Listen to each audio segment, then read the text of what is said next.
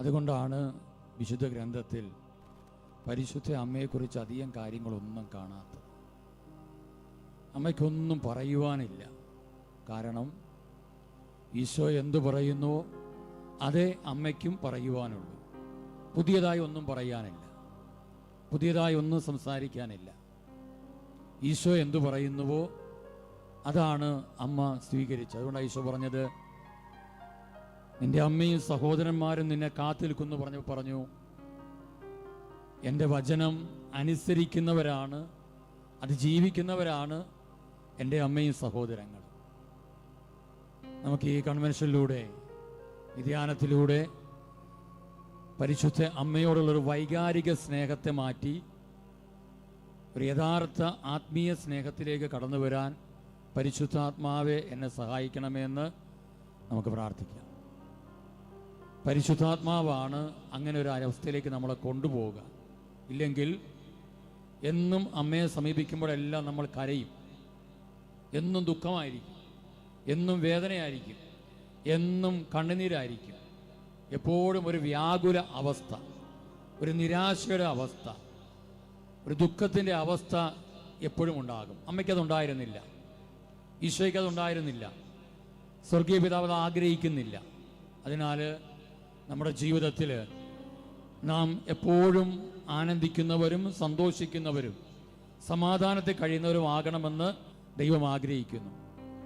നിലവിളിയുടെ ഒരു ജീവിതമല്ല കർത്താവ് ആഗ്രഹിക്കുക, പ്രത്യാശയുള്ള ഒരു ദൈവത്തിന് മക്കളായ ജീവിതമാണ് ദൈവം ആഗ്രഹിക്കുക.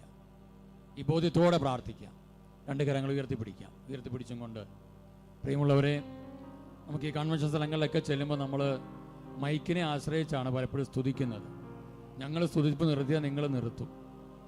അതുകൊണ്ട് നമ്മൾ സ്തുതിക്കുമ്പോഴെല്ലാം തന്നെ നല്ല ഉച്ചത്തിൽ സ്തുതിക്കണം. നമുക്കറിയാം 2025 കൈ ഇച്ചിരി വേദന എടുത്താലും കുഴപ്പമില്ല, ഉയർത്തിപ്പിടിച്ചോളം.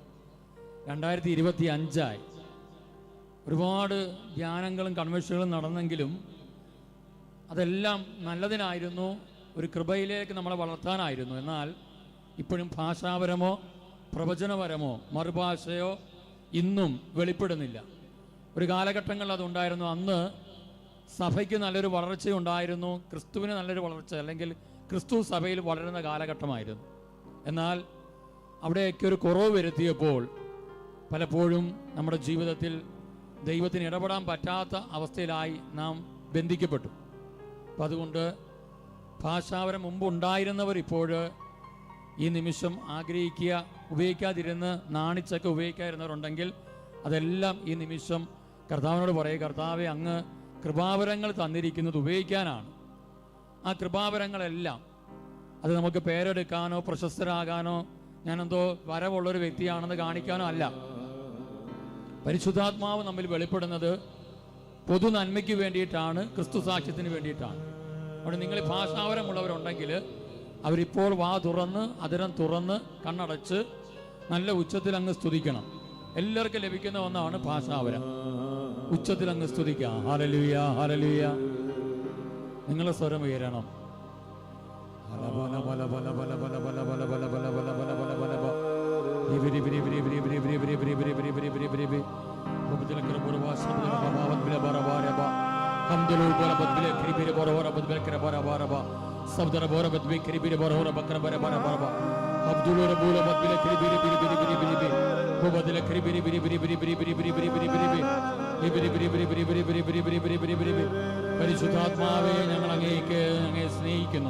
പരിശുദ്ധാത്മാവേ ഞങ്ങൾ അങ്ങയെ സ്നേഹിക്കുന്നു.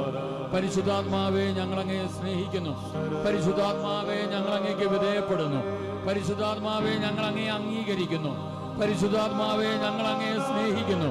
പരിശുദ്ധാത്മാവേ ഞങ്ങൾ വെളിപ്പെടണമേ, ഞങ്ങൾ വെളിപ്പെടണമേ.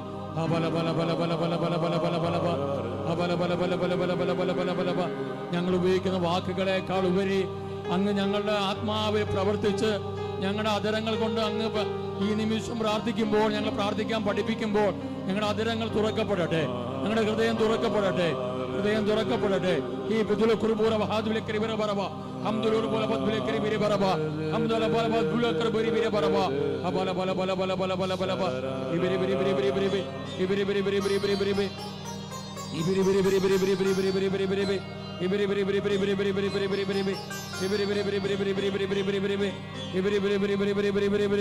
Glory, glory, glory, glory, glory, glory, glory, glory, glory, glory, glory, glory, glory. അപ്പാ അങ്ങേക്കെല്ലാം മഹത്വവും, പിതാവേ അങ്ങേക്കെല്ലാം മഹത്വവും, സ്വർഗീയ അപ്പാ അങ്ങേക്കെല്ലാം മഹത്വവും. തുറക്കപ്പെടാത്ത അതിരങ്ങളെ അങ്ങ് ഈ നിമിഷം തുടരണമേ കർത്താവേ. ആഗ്രഹിക്കുന്ന മക്കളിലേക്കെല്ലാം കടന്നു വരുന്ന പരിശുദ്ധാത്മാവേ, ഈ നിമിഷം ഓരോ മക്കളുടെ മേലും ഓരോ മക്കളുടെ മേലും ഓരോ മക്കളുടെ മേലും ഈ നിമിഷം വെളിപ്പെടണമേ. പല പല പല പല പല പല പല പല പല പല പല പല പല പല പല പല പല പല പല ആദിമ സഭയിൽ ഉപയോഗിച്ച എല്ലാ കൃപാവരങ്ങളും ഈ കാലഘട്ടത്തിലെ സഭയിലും ഉണ്ടാകപ്പെടട്ടെ. പല പല പല പല പല പല പല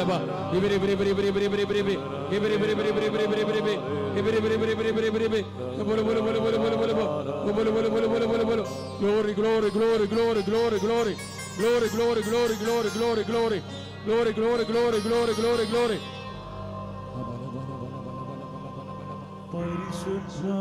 പരിശുദ്ധാത്മാവേ, പരിശുദ്ധാത്മാവേ, ഞങ്ങളിൽ നിറയണമേ. Glory, glory, glory, glory. പരിശുദ്ധാത്മാവേ, പരിശുദ്ധാത്മാവേ, ഞങ്ങളിൽ നിറയണമേ. പരിശുദ്ധാത്മാവേ, പരിശുദ്ധാത്മാവേ, ഞങ്ങളിൽ നിറയണമേ. സ്വരമുയരട്ടെ.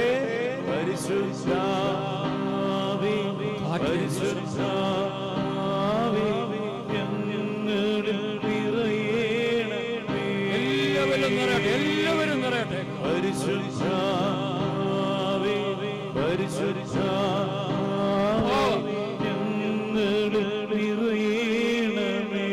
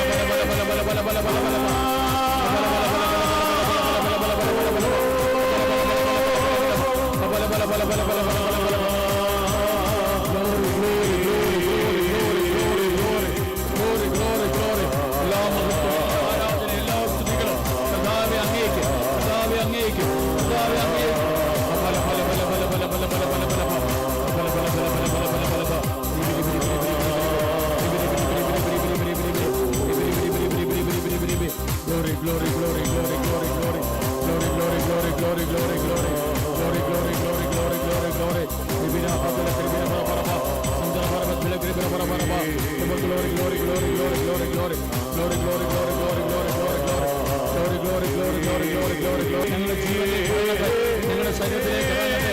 പന്തി മധ്യയിലേക്കും മാർഗത്തിലേക്കും ഇറങ്ങട്ടെ. എല്ലാ മേഖലകളിലും വ്യാപിക്കട്ടെ. ഞങ്ങളുടെ കുടുംബങ്ങളെല്ലാം ദൈവത്തിന്റെ ശക്തി കൊണ്ട് വ്യാപിക്കട്ടെ. എല്ലാ സ്ഥലങ്ങളും ശുദ്ധീകരിക്കപ്പെടട്ടെ.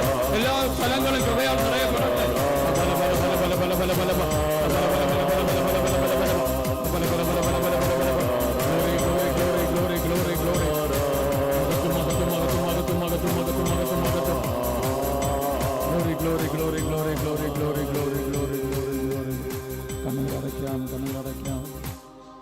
ദൃഢമാം വിശ്വാസം നൽകണമേ. സോദര സ്നേഹത്താൽ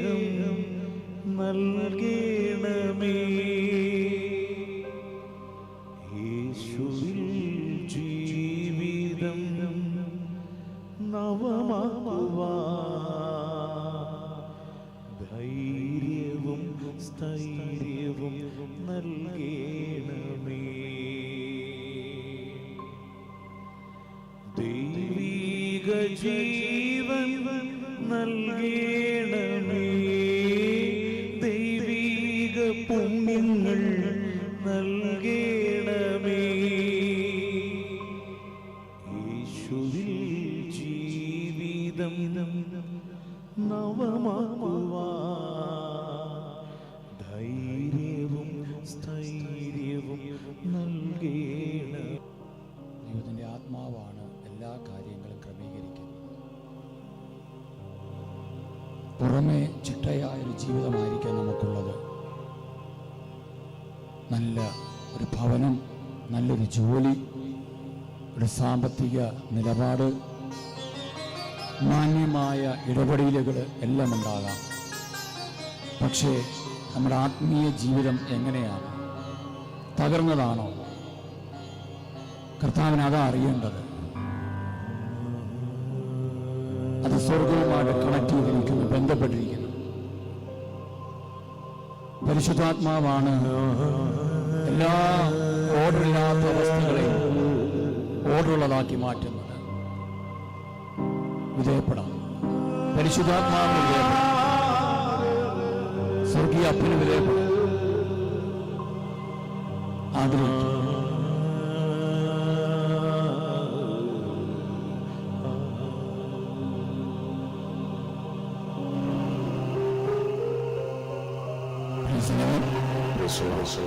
പറഞ്ഞ ഹല്ലേലൂയ, ഹല്ലേലൂയ. കരങ്ങളിൽ പറഞ്ഞ hallelujah, hallelujah, hallelujah, hallelujah, hallelujah, hallelujah. നിശ്ചലതയോടൊന്നിരിക്കണം. ഒരു 20 മിനിറ്റ് സമയമേ ഉള്ളൂ. ഞാൻ ദീർഘമായൊരു സന്ദേശത്തിലേക്ക് ഒന്നും പോകുന്നില്ല. വളരെ ഗൗരവമായിട്ടൊന്നിരിക്കേണ്ട, വളരെ സിമ്പിളായിട്ടിരുന്ന് ചില ആത്മീയ സത്യങ്ങൾ നമ്മളൊന്ന് മനസ്സിലാക്കിയാണ്. ചിലപ്പോൾ നമുക്കത് അധികം കിട്ടാൻ സാധ്യതയില്ലാത്ത ചില കാര്യങ്ങളായതുകൊണ്ട് ആണ് ശ്രദ്ധിക്കണമെന്ന് ഞാൻ പറഞ്ഞത്. പ്രൈസലോ, സർവ്വത്തിൽ പറഞ്ഞു ഹല്ലേലൂയ, ഹല്ലേലൂയ. പ്രിയമുള്ളവരെ, പരിശുദ്ധാത്മാവിനെ കുറിച്ച് ഒരുപാട് നമ്മൾ കേട്ടിട്ടുണ്ട്. ആദിമ സഭയിലുള്ള ഒരു പ്രത്യേകത, പ്രത്യേകിച്ച് എഫേസൂസ് എന്ന് പറയുന്നൊരു സഭയുണ്ടായിരുന്നു. ആ സഭയുടെ പ്രത്യേകതയായിരുന്നു അവർക്ക് ആർക്കും പരിശുദ്ധാത്മാവെന്ന് അവർ കേട്ടിട്ട് പോലുമില്ലായിരുന്നു. അങ്ങനെ ബൈബിൾ പറയുന്ന. അപ്പോൾ അവിടെ പൗലോസ് അപ്പോസ്തലൻ നമ്മൾ ചോദിച്ചു, നിങ്ങൾ ആരുടെ നാമത്തിലാണ് സ്നാനം സ്വീകരിച്ചത്? ഞങ്ങൾ യോഹന്നാൻ്റെ എന്നാണ് എഴുതി വെച്ചേക്കുന്നത്. അതിൻ്റെ പൂർണ്ണ ഇതാണ്, സ്നാപയോഹന്നാൻ്റെ സ്നാനമാണ് സ്വീകരിച്ചത്. എന്ന് വെച്ചാൽ പ്രസംഗിക്കുമ്പോൾ ഉണ്ടാകുന്ന ഒരു അനുതാപം. പ്രസംഗകൻ പറയുകയാണ് ഇന്നത് പാപമാണ്, ഇന്നത് തെറ്റാണ്, ഇന്നത് ശരിയാണെന്നൊക്കെ പറയുമ്പോൾ അത് കേൾക്കുന്നു. അപ്പം ആ സമൂഹത്തിൽ വ്യാപിച്ചിരിക്കുന്ന ഒരാത്മാവിൻ്റെ ശക്തിയാൽ അവർക്ക് ഉള്ളിലൊരു തീരുമാനമെടുക്കുകയാണ്, ഇനി ഞാൻ വിശുദ്ധ ജീവിതമൊക്കെ നയിക്കാം, മുന്നോട്ട് പോകാം. അങ്ങനെ കുറേ പേര് ശിഷ്യന്മാരായി മാറി. അപ്പോൾ അവരും എല്ലായിടത്തും നടന്ന് കൈവപ്പൊക്കെ കൊടുത്ത് ഇങ്ങനെ നടക്കുക, പരിശുദ്ധാത്മാവിനെ കൊടുത്തു അല്ലാതെയൊക്കെ. പക്ഷേ ഇവർക്ക് ഈ പരിശുദ്ധാത്മാവെന്ന് പറയുന്ന ആരാന്നൊരു പിടിയില്ല. ഇപ്പോൾ പൗലോസ് അപ്പോസ്തലൻ അവരോട് പരിശുദ്ധാത്മാവിനെ കുറിച്ച് പറയുന്നു. പറഞ്ഞിട്ട് ആ ആത്മാവിൻ്റെ പ്രത്യേകതകളെക്കുറിച്ച് പറയുന്നു. ഒരു നല്ല ജീവൻ നയിക്കുന്നവരാണ്, പക്ഷെ എന്നാലും കുറച്ചും കൂടെ അവരുടെ ജീവിതത്തിൽ ഒരു അനുഗ്രഹത്തിലേക്ക് വേണം. നമുക്കറിയാം പരിശുദ്ധാത്മാവിൻ്റെ ഒരു വലിയ പ്രത്യേകത, നമ്മളെപ്പോഴും ഈ പരിശുദ്ധാത്മാവെന്ന് കേൾക്കുമ്പോൾ എല്ലാവരും ഉള്ളിൽ കുളിര് പോരുക, ഒരു സ്പർശനം ഉണ്ടാവുക, അങ്ങനെയൊക്കെ ഉള്ളതാണ്. തണുത്ത വെള്ളം നമ്മുടെ ദേഹത്ത് ഒഴിച്ചാലേ ഒന്നുണ്ടാവും, കുളിരുണ്ടാവും, അല്ലേ? ഇവിടെ അത്യാവശ്യം കുളിര് ഉണ്ട്. പിന്നെ ചില സമയങ്ങളിൽ നമുക്ക് ഉള്ളിലൊരു വൈബ്രേഷനൊക്കെ ഇങ്ങനെ ഉണ്ടാവും, സ്വാഭാവികമാണത്. പക്ഷെ ഇത് പരിശുദ്ധാത്മാവിൻ്റെ ഒരു സ്പർശനം മാത്രമാണ്. എന്താണ്? നിങ്ങൾ എവിടെയെങ്കിലും ഇരുന്നോ? എന്താണ്? ഒച്ചത്തിൽ പറ. സ്പർശനം മാത്രം. ഇപ്പം തണുത്ത വെള്ളത്തിൽ കൈ മുക്കിയിട്ട് ഞാൻ ഒരാളുടെ ദേഹത്ത് കൊണ്ട് കൈവച്ച് കഴിഞ്ഞാൽ അയാൾക്കൊരു തണുപ്പ് അനുഭവപ്പെടും. സ്പർശനം മാത്രമാണ്. നമ്മൾ ഈ സ്പർശനം കിട്ടുമ്പോൾ തന്നെ നമ്മൾ എന്തോ ഒരു ലെവലിലായെന്ന് ചിന്തിക്കുന്ന ഒരവസ്ഥയുണ്ട്. അത് കഴിയുമ്പോൾ എന്ത് പറ്റുമെന്ന് വെച്ചാൽ അത് മതിയെന്ന് ചിന്തിക്കും. പോരാ, നമുക്ക് ഈ പരിശുദ്ധാത്മാവ് നമ്മുടെ ഉള്ളിൽ ആയിരുന്നു കൊണ്ട് പ്രവർത്തിക്കണം. Price the Lord. ഹല്ലേലൂയ. മാമോദീസായിലൂടെ നമുക്ക് നമ്മുടെ ആത്മാവിൽ പരിശുദ്ധാത്മാവിനെ മുദ്രണം ചെയ്തിട്ടുണ്ട്. അപ്പോൾ പരിശുദ്ധാത്മാവ് ഒരു വ്യക്തിയുടെ ഉള്ളിൽ മുദ്രണം ചെയ്യപ്പെട്ടിട്ടുണ്ട് എന്നുള്ളതിൻ്റെ തെളിവ് ആ വ്യക്തി ഇപ്പം നമ്മൾ മാംസം സ്വീകരിക്കുമ്പോൾ നമുക്ക് തീർച്ചയായിട്ടും നമുക്കൊരു കാര്യം അറിയാം. നമ്മളാരും അറിവോടല്ല, നമ്മുടെ മാതാപിതാക്കൾക്ക് അറിവുണ്ട്, തലോട്ടപ്പനും തലോട്ടമ്മയ്ക്ക് അറിവുണ്ട്. അങ്ങനെയാണ് നമ്മൾ സ്വീകരിക്കുക പാരമ്പര്യമായിട്ട്.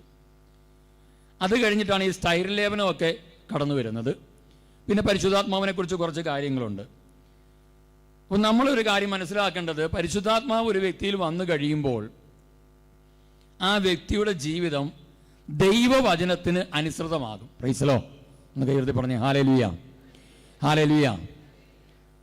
അപ്പോൾ ആ വ്യക്തിയെ സംബന്ധിച്ചിടത്തോളം പിന്നെ ആ വ്യക്തിക്ക് പ്രത്യേകിച്ചൊരു ആവശ്യങ്ങളില്ല. കാരണം പരിശുദ്ധാത്മാവ് ഒരു വ്യക്തിയിൽ വന്നാൽ ആ വ്യക്തി ദൈവവചനം. അതുകൊണ്ടാണ് യോഹന്നാൻ 16:8 നിങ്ങൾ എഴുതിയെടുക്കൊന്നും വേണ്ട, ഞാൻ പെട്ടെന്ന് പറഞ്ഞു പോകാം. പരിശുദ്ധാത്മാവ് വന്ന് അവിടെ എഴുതിയിരിക്കുന്ന അവനെന്നാണ് പാപത്തെക്കുറിച്ചും നീതിയെക്കുറിച്ചും ന്യായവിധിയെക്കുറിച്ചും ബോധ്യപ്പെടുത്തും. നമ്മളിപ്പോഴും പ്രസംഗിക്കാതെ പെടാതെ കിടക്കുന്നൊരു മേഖലയാണ് ന്യായവിധി. അന്ത്യവിധി എന്താണ്, ന്യായവിധി എന്താണ്, ആത്മാക്കളുടെ തിരിച്ചറിവുകൾ, ഇതൊന്നും പ്രസംഗിക്കപ്പെടുന്നില്ല ലോകത്ത്. നിങ്ങളെല്ലാവരും ശുശ്രൂഷകരാകുകയാണെങ്കിൽ ആകണം, ആയേ പറ്റൂ. നമ്മളിതെല്ലാം വിളിച്ചു പറയണം. ഞാനൊരു കാര്യം ഇവിടെ നിന്നപ്പം എൻ്റെ മനസ്സിലേക്ക് വന്നത്, ഞാൻ ഒരുപാട് ഞാനും ശുശ്രൂഷ ചെയ്യുന്നു, നിങ്ങൾ ഒരുപാട് പേര് ശുശ്രൂഷ ചെയ്യുന്നുണ്ട്. എന്തുകൊണ്ടാണ് ഈ കത്തോലിക്ക ശുശ്രൂഷകർ മുരടിച്ചു പോകുന്നതെന്ന് ചോദിച്ചു കഴിഞ്ഞാൽ, അല്ലെങ്കിൽ ശുശ്രൂഷകൻ്റെ ഒരു മുരടിപ്പ് ഒരു പരിധി വിട്ടൊന്നും കയറി പോകുന്നില്ല. നമ്മൾ പറയുമ്പോൾ പെന്തക്കോസ്തുകാർ ഭയങ്കരമായ കാര്യങ്ങൾ ചെയ്യുന്നു, ഓർത്തഡോക്സ് അല്ല മറ്റ് ഇതൊക്കെ. ഒന്നാമത്തെ കാര്യം, ആദ്യം കത്തോലിക്കൻ ചെയ്യേണ്ട കാര്യം ഈ മറ്റ് സഭകളെ കുറ്റം പറയുന്നത് നിർത്തുക എന്നുള്ളതാണ്. Price the Lord. ഹല്ലേലൂയ. കാരണം ഇത് പറയാൻ തുടങ്ങിയ അന്ന് മുതൽ നമ്മിലാണ് മുഴുവൻ കുറ്റവും കിടക്കുന്നത്, അല്ലേ? മറ്റ് സഭകളില്ലാത്ത എല്ലാ കുറ്റവും ഇപ്പോൾ കത്തോലിക്ക സഭയിലുണ്ട്. എന്താ കാര്യം? പരിശുദ്ധാത്മാവിനെ വേദനിപ്പിക്കുന്ന ഒരു കാര്യം എന്ന് വെച്ചാൽ മറ്റ് സഭകളെല്ലാം ശരിയോ തെറ്റോ എന്നുള്ളത് അവിടെ നിൽക്കട്ടെ, അതവിടെ നിൽക്കട്ടെ. ഞാൻ എങ്ങനെയാണ് അതാ ചിന്തിക്കേണ്ടത്. പരിശുദ്ധാത്മാവ് അതുകൊണ്ടാണ് വെളിപാട് പുസ്തകം എഴുതുമ്പോൾ 7 സഭകളാണെന്നുള്ളത്. ആ 7 സഭകൾക്കും കൊടുക്കുന്ന ദൈവിക സന്ദേശങ്ങളുണ്ട്. ഈ സന്ദേശങ്ങളിൽ അതിൻ്റെ അല്പം പോലും, ഞാനത് വായിച്ചപ്പോൾ എനിക്ക് മനസ്സിലാക്കാൻ പറ്റിയൊരു കാര്യം, അല്പം പോലും നമ്മൾ ആരും പാലിക്കുന്നില്ല എന്നുള്ളതാണ്. നമ്മളതിനെയൊക്കെ കറക്കി കുത്തി വേറൊരു ലെവലിൽ ആക്കി മാറ്റും.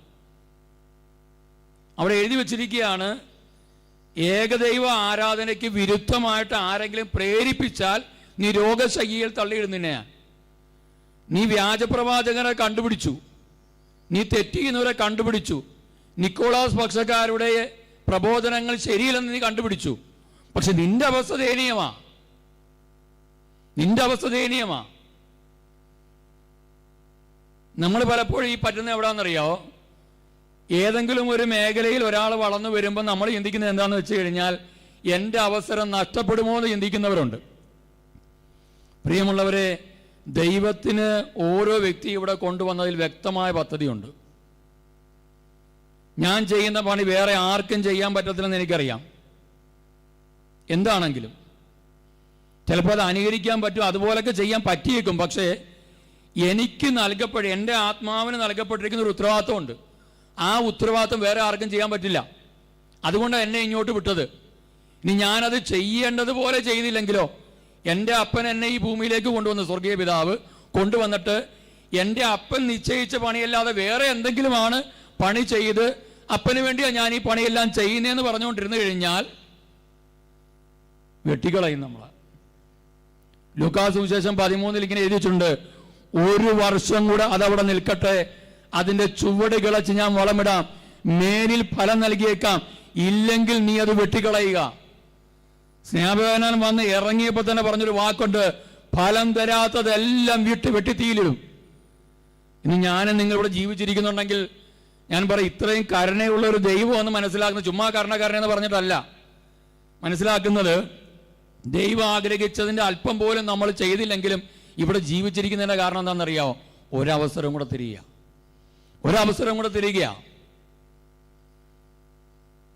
അപ്പം നമ്മുടെ ജീവിതത്തിൽ ദൈവത്തിൻ്റെ ആത്മാവ് നമ്മുടെ ഉള്ളിലേക്ക് വരുമ്പോൾ ഈ സ്പിരിറ്റ് ചേഞ്ച് എന്ന് പറയുന്നൊരു മേഖലയുണ്ട്. സ്പിരിറ്റ് ചേഞ്ച് എന്ന് വെച്ചാൽ ആത്മാവിൻ്റെ വ്യത്യാസങ്ങളുണ്ട്. ഞാൻ ആ ബൈബിളിൽ നിന്ന് ആ വാക്കൊന്ന് വായിക്കാം. യോഹന്നാൻ എഴുതിയ 1 യോഹന്നാൻ 4-ാം അധ്യായത്തിന് 1 മുതൽ പറയുന്നത് ഇങ്ങനെയാണ്: പ്രിയപ്പെട്ടവരെ, എല്ലാ ആത്മാക്കളെയും നിങ്ങൾ വിശ്വസിക്കരുത്. ആത്മാക്കളെ പരിശോധിച്ച് അവ ദൈവത്തിൽ നിന്നാണോ എന്ന് വിവേചിക്കണം. പല വ്യാജപ്രവാചകന്മാരും ലോകത്തിലെങ്ങും പ്രത്യക്ഷപ്പെട്ടിരിക്കുന്നു. ഇനി ശ്രദ്ധിച്ചേ, ദൈവത്തിൻ്റെ ആത്മാവിനെ നിങ്ങൾക്ക് ഇങ്ങനെ തിരിച്ചറിയാം: യേശു ക്രിസ്തു ശരീരം ധരിച്ചു എന്ന് ഏറ്റുപറയുന്ന ആത്മാവ് ദൈവത്തിൽ നിന്നാണ്. യേശുവിനെ ഏറ്റുപറയാത്ത ആത്മാവ് ദൈവത്തിൽ നിന്നല്ല, വരാനിരിക്കുന്നു എന്ന് നിങ്ങൾ കേട്ടിട്ടുള്ള അന്തിക്രിസ്തുവിൻ്റെ ആത്മാവാണ്. അന്തിക്രിസ്തുവിനെ കുറിച്ചൊക്കെ അറിയാവുന്നവരെന്ന് കയറി കാണിക്കുക. അന്തിക്രിസ്തുവിന് എന്താണെന്ന് അറിയാവുന്നവരെന്ന് കയറി കാണിച്ച് ആരുമില്ലേ? നല്ല അവസ്ഥയാണ്. ചെറുപ്പത്തിൽ പറഞ്ഞു ഹല്ലേലൂയ. ഞാൻ ബൈബിളിലെ വാക്യല്ലാന്നും പറയുന്നില്ലെങ്കിലും ഈ ലോകം ഭരിക്കാൻ ഒരുവൻ വരുന്നു എന്ന് തിമോത്തിയോസിനെഴുതിയ ലേഖനത്തിലും തെസ്സലോണിയിലും വ്യക്തമായിട്ട് രേഖപ്പെടുത്തി വെച്ചിട്ടുണ്ട്. ഈ ലോകത്തിൽ ഒരു അരാജകത്വത്തിൻ്റെ മനുഷ്യൻ വരും.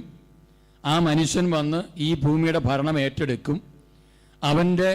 അവനിൽ പ്രവർത്തിക്കുന്നത് അന്തിക്രിസ്തുവായിരിക്കും, അല്ലെങ്കിൽ എതിർ ക്രിസ്തുവായിരിക്കും. ആ ആത്മാവിൻ്റെ പ്രവർത്തനം ഇവിടെ നടക്കും. ഇനി അന്തിക്രിസ്തു പ്രവർത്തിക്കുന്നതിൻ്റെ ഒരു പ്രത്യേകത എന്താണെന്ന് വെച്ചാൽ അതൊന്ന് മനസ്സിലാക്കിയിരുന്നാൽ മതി. കാരണം സംഭവം തുടങ്ങിയിട്ടുണ്ട്, അതുകൊണ്ട് പറഞ്ഞതേ ഉള്ളൂ. യേശുവിൻ്റെ നാമത്തിലായിരിക്കും അന്തിക്രിസ്തു പ്രവർത്തിക്കുക. ആരുടെ നാമത്തിലാ? ഒച്ചത്തിൽ പറ, ആരുടെ നാമത്തിലാ? പുള്ളിയുടെ പേരിലല്ല പുള്ളി പ്രവർത്തിക്കുന്ന. ക്രിസ്തു ചെയ്ത എല്ലാ കാര്യവും പുള്ളി ചെയ്യും. ബൈബിളുള്ള കാര്യം ഞാൻ പറഞ്ഞ, ബൈബിളുള്ള കാര്യം ഞാനീ പറഞ്ഞ, തെളിവ് വേണമെങ്കിൽ തന്നേക്കാം. പിന്നെ ഓക്കെ, ബൈബിളിലെ കാര്യം ഞാനീ പറഞ്ഞത്. ഇപ്പം ക്രിസ്തുവിൻ്റെ പേരിൽ ഇത് ചെയ്യത്തുള്ളൂ പുള്ളി.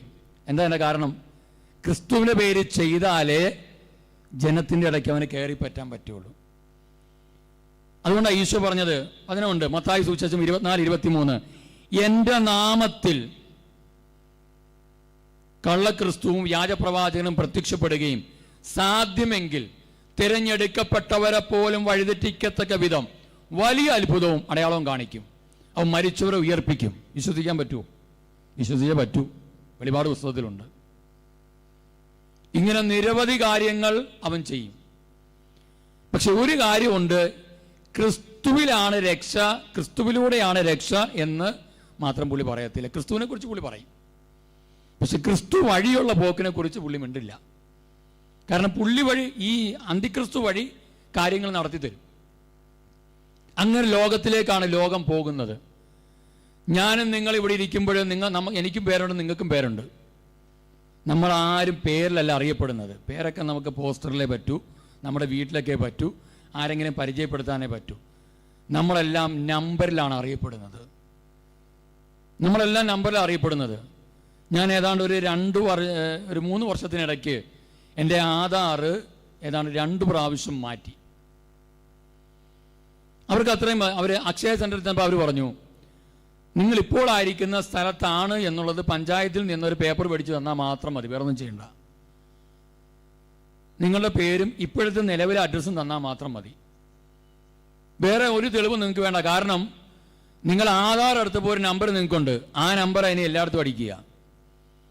ആ നമ്പർ എവിടെ അടിച്ചാലും ഈ നമ്പർ വേറെ എങ്ങും പോകില്ല. ഇനി അത് കൂട്ടിച്ചേർക്കും, കുറച്ച് നമ്പറും കൂടെ ഇൻ്റർനാഷണൽ ലെവലിലേക്ക് ആ നമ്പർ വരാൻ പോയാൽ. അപ്പോൾ കൂട്ടിച്ചേർക്കും. കൂട്ടിച്ചേർത്ത് കഴിയുമ്പം ഒന്നും വേണ്ട, അവസാനത്തെ ഒരു 10-12 നമ്പർ അടിക്കുമ്പോൾ തന്നെ നമ്മളെ മുഴുവൻ ഡീറ്റെയിൽസും അതിനകത്ത് വരും. ഈ നമ്പറുമായിട്ട് ബന്ധപ്പെട്ട് എല്ലാം കിടക്കുക. നമ്മൾ ചെയ്യുന്ന എല്ലാ കാര്യങ്ങളും അവർക്കറിയാൻ പറ്റും, എല്ലാ കാര്യങ്ങളും മനസ്സിലാക്കാൻ പറ്റും. അങ്ങനെ ഒരുവൻ്റെ നിയന്ത്രണത്തിലേക്ക് ലോകം വരുമെന്ന് ബൈബിളിൽ പറയുന്നു. ഭയപ്പെടാനല്ല, പിന്നെയോ അങ്ങനെ വരുന്നവനെ അതിജീവിക്കണമെങ്കിൽ, അവൻ്റെ തന്ത്രം തിരിച്ചറിയണമെങ്കിൽ പരിശുദ്ധാത്മാവെന്ന വാക്കിൻ്റെ അർത്ഥം പരിശുദ്ധിയുള്ള ആത്മാവെന്നാണ്. അപ്പം പരിശുദ്ധാത്മാവ് ഉണ്ടെങ്കിലേ തിരിച്ചറിയാൻ പറ്റുള്ളൂ. ഇല്ലെങ്കിൽ എന്തു പറ്റും? എല്ലാം കുഴപ്പമില്ല എന്ന് വിചാരിച്ച് നമ്മൾ പോയി വീഴും. ഈ ലോകം നമുക്കറിയാം, പകർച്ചവ്യാധി ഉണ്ടാകുന്നതിന് മുമ്പ് വാക്സിൻ ഉണ്ടാക്കുന്ന ലോകത്തിലാണ് നമ്മൾ ജീവിച്ചിരിക്കുന്നത്. അപ്പോൾ ഇത് എവിടുന്നാണ് വരുന്നതെന്ന് നമുക്കറിയാം. അപ്പോൾ അതുകൊണ്ട് നമ്മളെയൊക്കെ കുരുക്കിലാക്കാൻ ശ്രമിക്കുമ്പോഴും ക്രിസ്തുവിലുള്ള വിശ്വാസം വഴി നമുക്ക് അവിടെ പിടിച്ചു നിൽക്കാൻ പറ്റും. ഇനിയുള്ള കാലഘട്ടം എന്താണെന്നറിയാമോ പ്രിയമുള്ളവരെ? ക്രിസ്തുവിനെ അവിടെ ചേർന്ന് നിൽക്കുന്നവരും ക്രിസ്തു പറഞ്ഞ വിശുദ്ധി, ബൈബിളിലെ വിശുദ്ധി വേറെ, അന്ത്യകാല വിശുദ്ധിയൊക്കെ വേറെയാണ്. അപ്പൊ ആ വിശുദ്ധിയോട് ചേർന്ന് നിൽക്കുന്നവർക്കും മാത്രമേ ഇവിടെ പിടിച്ചിരിക്കാൻ പറ്റൂ. പരിശുദ്ധാത്മാവിൽ നയിക്കപ്പെടുന്നവർക്ക് മുന്നോട്ട് പോകാൻ പറ്റൂ. കാരണം ഒരുവിധം തട്ടിക്കൂട്ടി നിങ്ങൾ ശ്രദ്ധിച്ചിട്ടുണ്ടാകും, ചിലപ്പോൾ ഈ സ്കൂളിലൊക്കെ പഠിക്കാതെ ചില പിള്ളേരെ ഉഴപ്പി നടന്നിട്ട് പറയും, അന്ന് പഠിച്ചിരുന്നെങ്കിൽ വല്ല ജോലിയൊക്കെ കിട്ടുമായിരുന്നല്ലോ. അപ്പോൾ കൊച്ചിന് ചിലപ്പോൾ ഒരു ബോധം വയ്ക്കുന്നത് ഒരു 12-15 വയസ്സൊക്കെ ആകുമ്പോൾ ബോധം വയ്ക്കുമ്പോൾ കൊച്ചിനോട് പറയും, വീട്ടുകാർ പറയും, ഇപ്പോൾ ഒരു ഓപ്ഷനുണ്ട്, കാര്യം നിനക്ക് ഇത്ര വയസ്സായി കഴിയുമ്പം 10ാം ക്ലാസ് എഴുതാം, ഇത്ര വയസ്സായി കഴിയുമ്പം പ്രീ ഡിഗ്രി എഴുതാം, ഇത്ര വയസ്സായി കഴിയുമ്പോൾ ഡിഗ്രി എഴുതാം, വയസ്സ് കണക്ക് വെച്ചിട്ടാണ് എഴുതുന്നത്. അപ്പോൾ ഈ നേഴ്സറി മുതൽ പഠിച്ചു വന്ന ഒരു കൊച്ചും ഈ വ്യക്തിയും പോയി എഴുതുകയാണ്. സർട്ടിഫിക്കറ്റ് നോക്കുമ്പോൾ ഏതാണ്ടൊക്കെ ഒരുപോലെ തന്നെയാണ്, കുഴപ്പമൊന്നുമില്ല. പക്ഷേ കാര്യത്തോട് അടുക്കുമ്പോൾ ഈ 10ാം ക്ലാസ് വരെയും 12ഉം അല്ലെങ്കിൽ ഡിഗ്രിയും പഠിച്ച ഒരു കൊച്ചിന് കിട്ടിയ ഒരു അറിവൊന്നും ഈ വ്യക്തിക്കില്ല. നോക്കുമ്പോൾ ഈ വ്യക്തി പറയുന്നത്, എനിക്ക് സർട്ടിഫിക്കറ്റ് ഉണ്ട്, എൻ്റെ കയ്യിൽ ഇതുണ്ട്, സർട്ടിഫിക്കറ്റ് ഉണ്ട്, എൻ്റെ കയ്യിൽ ഇരിപ്പുണ്ട്, ജോലിക്കുള്ള അർഹതയുണ്ട്, എനിക്ക് ശരിയാ, നിയമപ്രകാരം അർഹതയുണ്ട്. പക്ഷേ പല കാര്യങ്ങൾക്കും ഈ വ്യക്തിക്ക് അറിയില്ല. അതുകൊണ്ട് എന്തു പറ്റും? ഇവിടെ പ്രൈവറ്റ് കമ്പനിയൊക്കെ ഇഷ്ടംപോലെ ഉണ്ടല്ലോ. അവർ പലപ്പോഴും നോക്കുന്ന ഒരു കാര്യം, സർട്ടിഫിക്കറ്റിൽ നിങ്ങളുടെ മാർക്കിനേക്കാൾ ഉപരി അവർ നോക്കുന്നത് പ്രാക്ടിക്കലി നിങ്ങൾക്ക് എന്ത് ചെയ്യാൻ പറ്റും എന്നുള്ളൊരു കാര്യം കൂടിയാണ്. നിങ്ങളുടെ കഴിവുകൾ, നിങ്ങളുടെ രീതികൾ അവർ നോക്കും. കാരണം ഇത് അവർക്ക്, നിങ്ങൾക്ക് കാശ് തരുന്നത് നിങ്ങളുടെ കഴിവിനെ വിലക്കെടുക്കുന്നതാണ്. നിങ്ങളുടെ പല കാര്യങ്ങളെ ഒരു വിലക്കെടുത്തും കൊണ്ടാണ് കാശ് നിങ്ങൾക്ക് തരുന്നത്. അതുകൊണ്ടാണ് ചിലപ്പോൾ എനിക്കൊരു സഹോദരനെ അറിയാം, ആ വ്യക്തി 10ാം ക്ലാസ് വരെ പോയിട്ടുള്ളൂ, പക്ഷേ പ്രാക്ടിക്കലായിട്ട് ഒരുപാട് കാര്യം തൻ്റെ ബുദ്ധി കൊണ്ട് പഠിച്ച് ചിന്തിച്ച് കടന്നു വന്നൊരു മനുഷ്യനുണ്ട്. അപ്പം ഈ അങ്ങനെ വന്ന ആ മനുഷ്യൻ പറയുകയാണ്, പഠിച്ചവർക്കുള്ള പല കാര്യങ്ങളുണ്ട്, പക്ഷെ അതെനിക്കില്ല. പക്ഷേ എനിക്ക് ഒരു ഉപകരണം കാണുമ്പോൾ അത് എങ്ങനെയാണ് എന്നുള്ളത്, അത് സർവീസ് ചെയ്യാനും മറ്റ് കമ്പ്യൂട്ടറിൻ്റെ കാര്യം പറഞ്ഞു, അങ്ങനെയുള്ള എല്ലാ കാര്യങ്ങളും, സോഫ്റ്റ്വെയർ കാര്യങ്ങളെല്ലാം എനിക്ക് കൃത്യമായിട്ട് അറിയാം. അപ്പം നമ്മൾ പറയും, എനിക്ക് ബൈബിൾ അറിയാം, കാര്യങ്ങൾ അറിയാം, എല്ലാ കാര്യമൊക്കെ അറിയാം. പക്ഷേ ദൈവം നയിക്കപ്പെടുന്ന ഒരു ജീവിതം നമ്മൾ നയിക്കുന്നില്ല എങ്കിൽ, ദൈവം പറഞ്ഞ റൂട്ടിൽ നമ്മൾ പോകുന്നില്ലെങ്കിൽ, പ്രിയമുള്ളവരെ, നമ്മുടെ വർഷങ്ങളുടെ കണക്കുകൾ, പാരമ്പര്യങ്ങൾ എല്ലാം നമുക്ക് നഷ്ടപ്പെട്ടു പോകും. നമ്മൾ പറയുകയാണ്, ഞാൻ പാരമ്പര്യമായിട്ടൊരു കത്തോലിക്ക കുടുംബത്തിൽ ജനിച്ചു വളർന്ന വ്യക്തിയാണ്, എൻ്റെ വീട്ടിൽ മെത്രാന്മാരുണ്ട്, അച്ഛന്മാരുണ്ട്, സിസ്റ്റേഴ്സ് ഉണ്ട്, മറ്റുള്ളവരുണ്ട്, അവരുണ്ട്, ഇവരുണ്ട്, എല്ലാവരും ഉണ്ട്. പക്ഷെ കർത്താവ് ചോദിക്കുന്നത്, അവരെയൊക്കെ കാര്യം അവിടെ നിൽക്കട്ടെ, നിന്റെ കാര്യം നീ പറ. നിനക്ക് സ്വർഗത്ത് പോകാനുള്ള രീതി നീ ഒരുക്കിയിട്ടുണ്ടോ? ഞാൻ എപ്പോഴും കത്തോലിക്ക സഭയുടെ വിധിയെക്കുറിച്ച് ചിന്തിക്കുമ്പോൾ ഒരു കാര്യം എന്നെ ഭയപ്പെടുത്താറുണ്ട്. ഇതാണ്, നമ്മൾ മറ്റ് സഭകളൊക്കെ വെച്ച് നോക്കുമ്പോൾ അവരും സ്വർഗത്ത് പോകാൻ വേണ്ടി കിടന്ന് കട്ടപ്പടിയല്ലേ. എന്തായാലും കത്തോലിക്കന് ഇവിടുന്ന് അവിടെ ചെല്ലുമ്പോൾ കർത്താവ് വിധി ദിവസം ഒരു കാര്യം ചെയ്യും. എന്താണെന്ന് വെച്ച് കഴിഞ്ഞാൽ എല്ലാ വിശുദ്ധരും അവിടെ ഉണ്ടാവും. നമ്മൾ ചെല്ലുമ്പോഴത്തേക്ക് പറയൂ, നമ്മുടെ അന്തോനിസ് പുണ്യാളൊക്കെ അവിടെ നിൽപ്പുണ്ടല്ലോ, നല്ല മിടുക്കനായിട്ട് നിൽപ്പുണ്ട്. സെബസ്ത്യാൻസ് പുണ്യാളൊക്കെ നല്ല അമ്പൊന്നും ഇല്ലാതെ നല്ല വെളുത്ത് കുട്ടപ്പനായിട്ടൊക്കെ നിൽപ്പുണ്ട്, കുഴപ്പമൊന്നുമില്ല. ഗീവർഗീസ് പുണ്യാളെ പഴയ കുന്തമൊന്നും ഇല്ലെങ്കിലും പുള്ളി നല്ല ഉഷാറായിട്ടൊക്കെ അവിടെ നിൽപ്പുണ്ട്. എല്ലാ വിശുദ്ധരും ഇങ്ങനെ നിൽപ്പുണ്ട്. മരിയക്കുരി എത്തി കണ്ടില്ലെങ്കിലും നമ്മളിങ്ങനെ കേട്ടിട്ടുണ്ട്. അതുകൊണ്ട് ഇങ്ങനെ 12ാമത്തെ വയസ്സിൽ വിശുദ്ധിക്ക് വേണ്ടിയൊക്കെ ജീവിച്ച് വ്യക്തി മരിച്ചെന്നൊക്കെ പറഞ്ഞ് ആ വ്യക്തിയോടൊക്കെ നിൽപ്പുണ്ട്.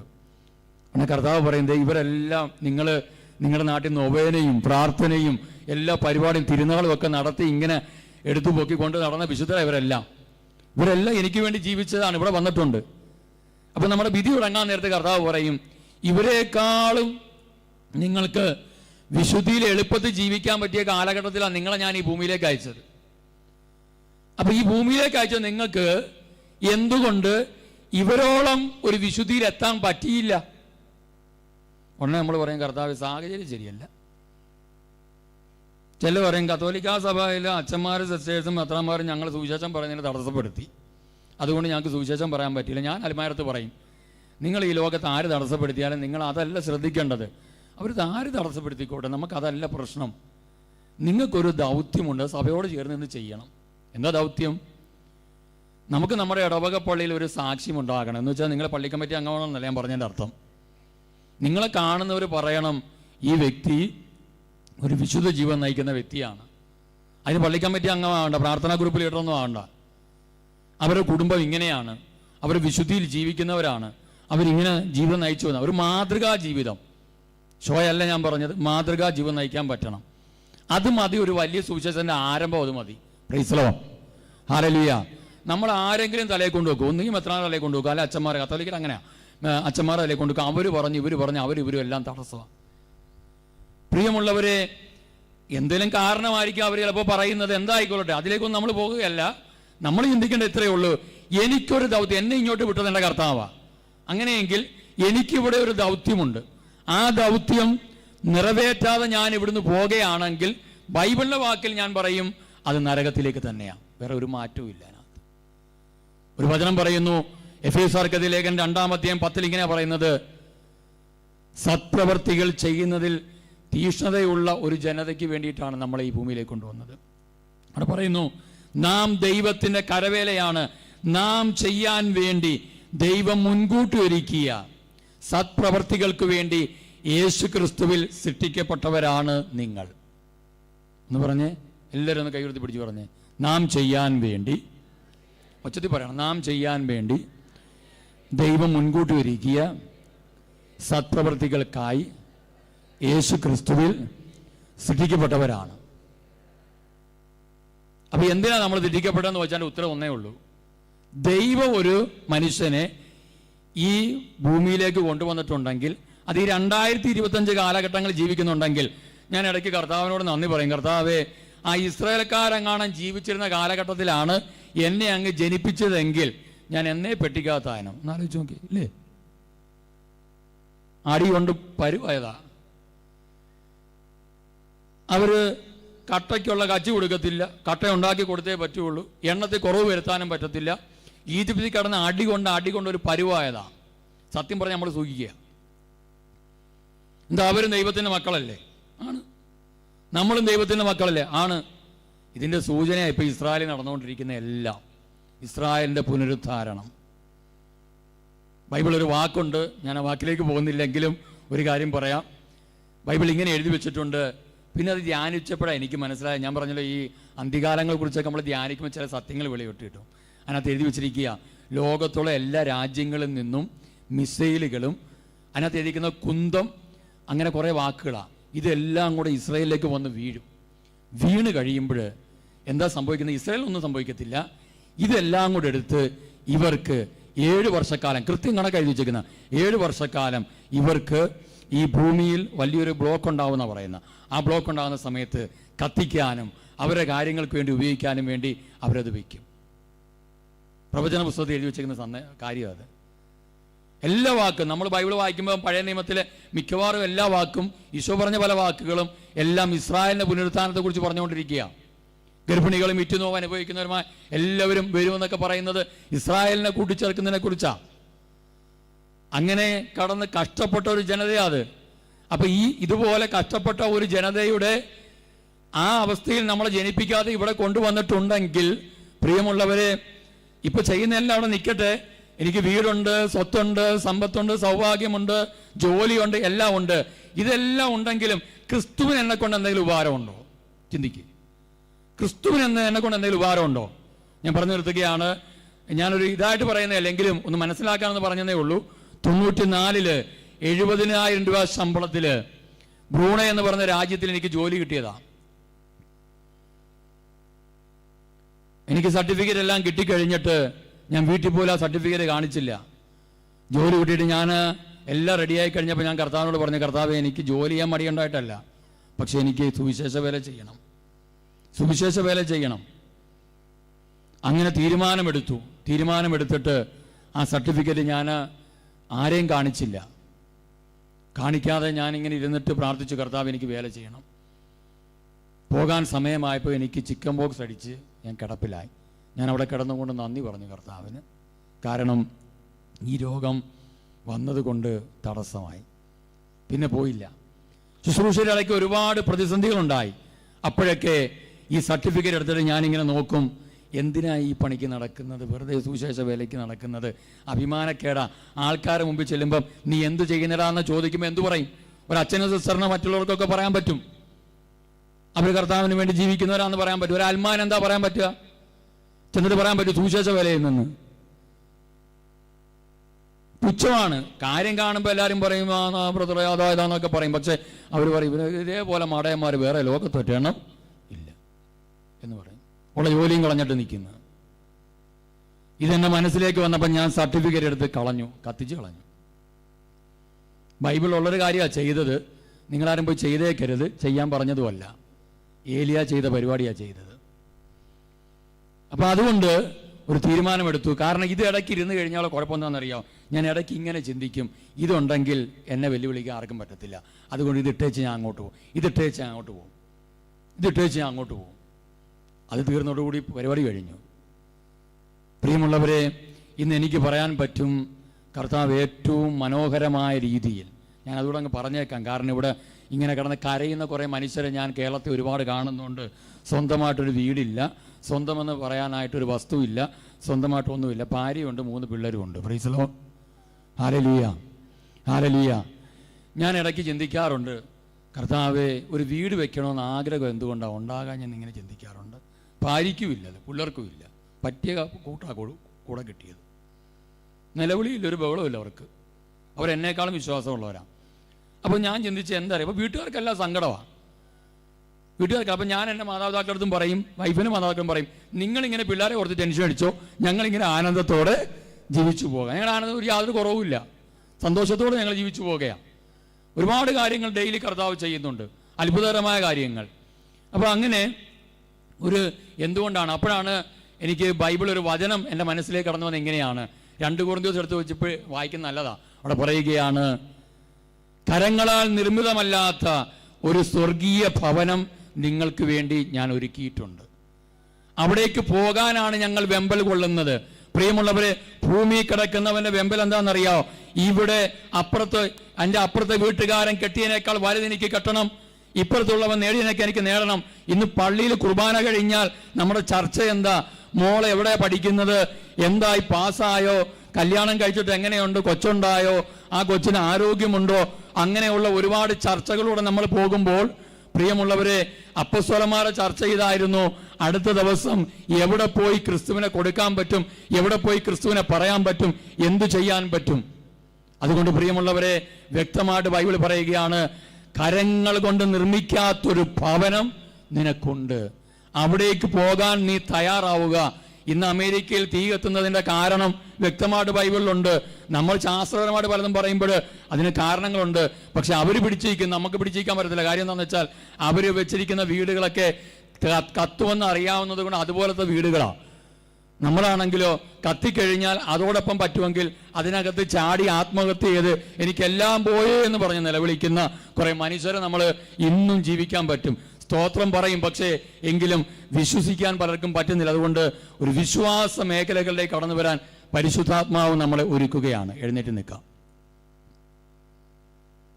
കണ്ണടയ്ക്കാം, 2 കരങ്ങളും ഒന്ന് ഉയർത്തിപ്പിടിക്കാം. കണ്ണടച്ചോ. ഞാനിന്ന് തൃപ്തനാണോ? ബൈബിളില് പൗലോസ് പറയുന്നുണ്ട്, ഉള്ളത് കൊണ്ട് തൃപ്തിപ്പെടുന്നവന് ദൈവഭക്തി ഒരു നേട്ടമാണ്. നാം ഈ ഭൂമിയിലേക്ക് ഒന്നും കൊണ്ടുവന്നിട്ടില്ല, അതുകൊണ്ട് ഒന്നും കൊണ്ടുപോകാനും പറ്റുകയില്ല. ഭക്ഷണവും വസ്ത്രവും ഉണ്ടെങ്കിൽ അതുകൊണ്ട് നമുക്ക് തൃപ്തിപ്പെടാം. അങ്ങനെ പറഞ്ഞ